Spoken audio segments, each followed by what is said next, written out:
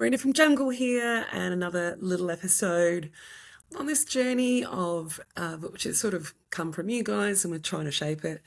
We're a management consultant with over 25 years of a very varied career, reflects on a couple of moments, shares with you the gossip, spills tea, whatever you want to call it, gives you a bit of insight, probably validating some of the things you might be experiencing in the business world. Then I'll do a bit of analysis from a consultant's point of view and then give you some suggestions on what you should do with it going forward. So without any further ado, I'm going to take you, I'm on this theme at the moment around metrics and how they can be abused and all this type of stuff. Now this one is, I don't know if there's going to be many stories, but there's a hell of a lot of tea. So I was sitting in a meeting, I don't know, a couple of years ago, so recently, right? And this guy puts up this PowerPoint, and it was a really twee. I'm just going to tell you, this PowerPoint was cringy. So it didn't start off well. So probably I was already going, ugh. And when I say cringy, it was to share staff morale figures. So it was one of those, it was a larger organisation, and they brought in someone to do a pulse survey to go, how's staff feeling about all sorts of things. Theory being happy staff are safer, do better jobs, more resilient, etc. Rough theory. So quite an important polling, to get the temperature of the culture of staff. So this guy, he's the CEO, was at this PowerPoint, and it's got clip art. All it needed was that little paperclip dude on there. It was so shit. The way he presented this information, amateur is the word that kept coming to me. But I've got an incredible poker face. For those guys, for those of you who've ever, had the opportunity to work, anywhere near me, I've got a good poker face. So I sort of did the nodding, this guy puts up a graph. And I'm a numbers person, right? I don't believe anything till I believe actions, I don't believe word, that type of stuff. I'm looking at these numbers, and then I'm looking at these graphs. This guy's actively misleading everyone around the boardroom. He might have just been a bit of not a very good CEO, which then went on to, he did demonstrate he wasn't a very good CEO. But what he was doing is that he had this baseline data, and essentially they'd been shit the year before, really bad. Staff were very unhappy. And then what had happened is that it had improved. It was going the right way, absolutely, but not materially. It was still hovering within a range. So those of you who know numbers or anything, you'll be going, yeah. But it was, so I'm looking at the numbers going, this is really serious. And when I say engagement, it was serious, we're talking only, I think it was 54% of people even participated in the survey. That's a red flag. And then those who did, the satisfaction of working in this place was 46%. It was shit. It was it was pretty obvious when you took all this icky PowerPoint away. The staff were pretty annoyed. So I keep getting off track. Let me go back to the story. So he whips up his PowerPoint. I'm looking at the numbers going, trying not to go, thinking, wow, this is terrible. And I sort of glanced around the boardroom table. No one else has had that reaction. You know what they're looking at? They're looking at the pretty little, donut. He did a donut graph. Still can't figure that one out. But he did this sort of ridiculous graphing of the data that was confusing unless you're really comfortable with graphs and data, which unfortunately is me. And I'm looking at it thinking, the freak?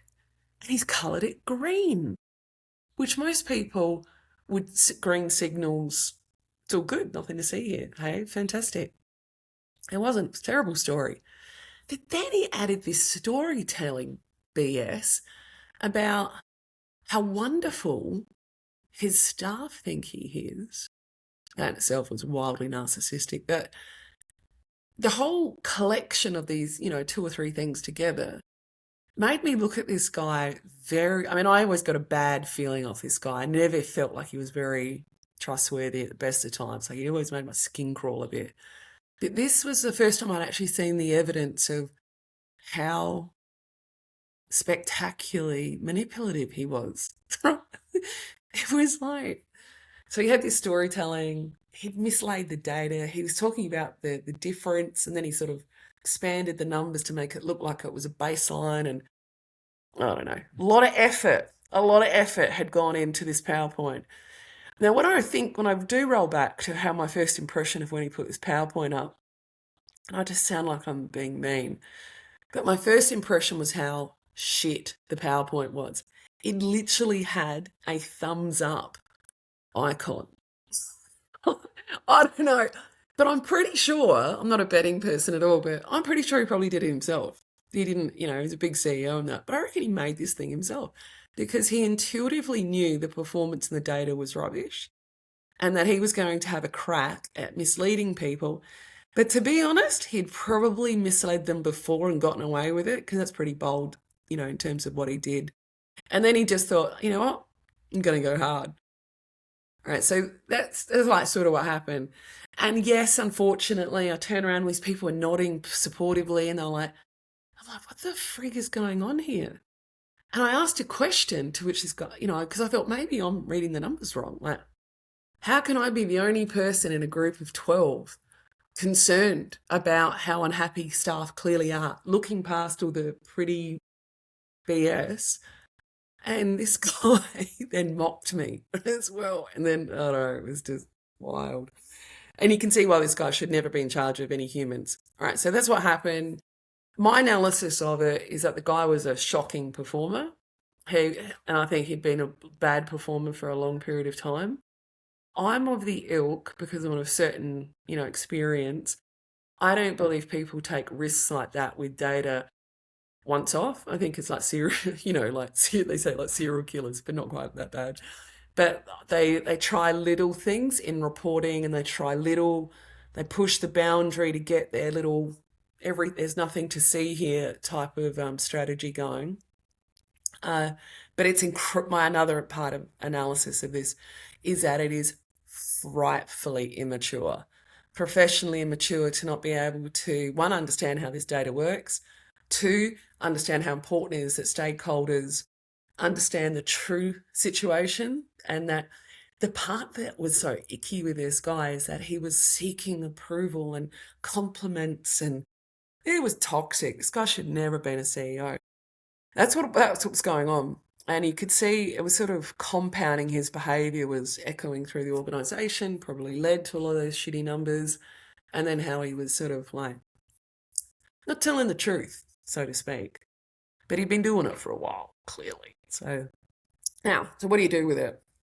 What do you do with it? Well, I'm going to tell you, it didn't end well for me. I asked a couple of questions because I still doubt myself, and I thought, like those social science experiments where you're the only person who questions, when everyone has those experiments where everyone stands up, and then you're the only person who remains sitting down. It was a bit like that feeling for me because I was like, what the hell? But what else can you do about it?